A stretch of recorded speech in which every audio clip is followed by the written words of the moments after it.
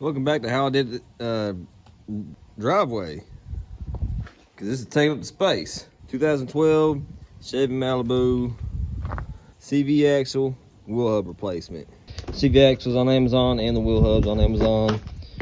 Which ones? The cheapest ones. Links in the description below if you're interested. The wheel cover off. 35 millimeter, but at least definitely a 36 will work. That's what I'm gonna use. Now you gotta take the brakes off, which would be a bolt right here. There should be another bolt right down there. So I'm taking this off because I'm replacing the wheel hub too, but if you're just doing the CV axle, you might not have to do this. You might be able to just take off these bolts and maybe some other things and let it drop. We'll find out in a second, but so you move that off, you wiggle it off with those two bolts out, then you got access to this. Put this off. You got your wheel hub right here, which is 3 bolts. You got your bolt here, here, and on the bottom down here on the back side. Once you get those bolts out, the bolts back here on all 3 corners, then you take this nut off and you should be able to change out your wheel hub. I'm gonna go ahead and do it now. So to get this off, you got an 18 millimeter here, and then this is only has 2 flats on it and it's rounded, so you can't get a socket on there. You got to use a wrench. It's a 15 millimeter. Now would be a good time to disconnect your speed sensor or ABS sensor right here that goes to your wheel hub. I put a jack underneath here, raised everything back up right before it started, lifting it up off the jack. I put these spring compressors I already had in there and just kind of hand tighten them, and then whenever I decompress this jack, it tightened this up and allowed this not to fully extend, which then allowed me to make it where there's not a lot of pressure on these bolts. They hit these out and they are pressed in almost, as you can see from these grooves right here. Normally that's what these grooves are. That's kind of just tapped with a hammer and they came out. This one's still holding. So after I beat that through, it's still in there. You gotta kind of pinch that right there, fold that up and wiggle it out. Now these are the bolts I was talking about for the wheel hub. That one, that one, and that one. Once you can get to all of it in, it's just gonna be easier for me since I'm already changing this out. So once you get all that undone right there, you follow it up to right here. You can see where it started going on the splines right here. I just tapped this little piece right here with a hammer and it started coming off.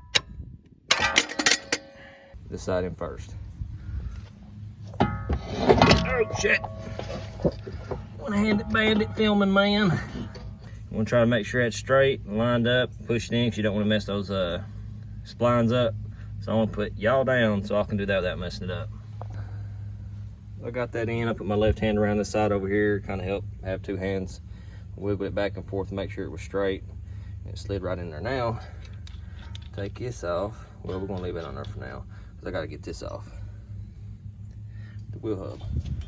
So you might be wondering, why they got colored bolts?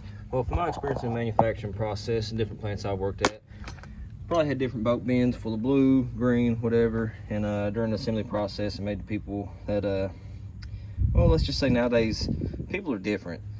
Put the blue one here, the green one here.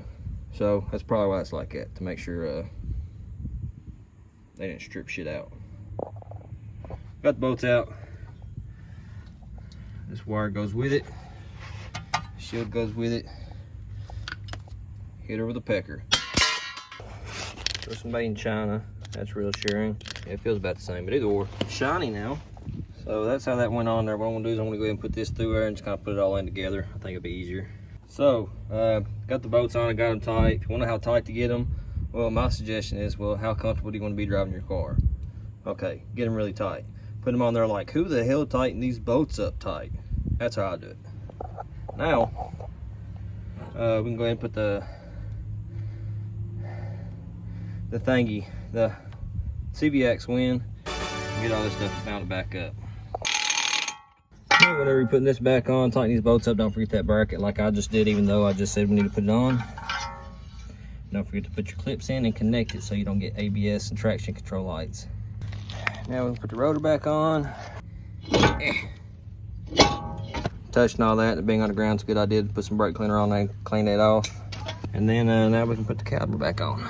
Make sure this ain't in the bind. That has to be undone. All right, it's pretty basic. Tighten up the bolts on them brake rotors, put your wheel back on, all that stuff. You got it from there. But anyway. Reassembly CV axle. Reassembly CV axle.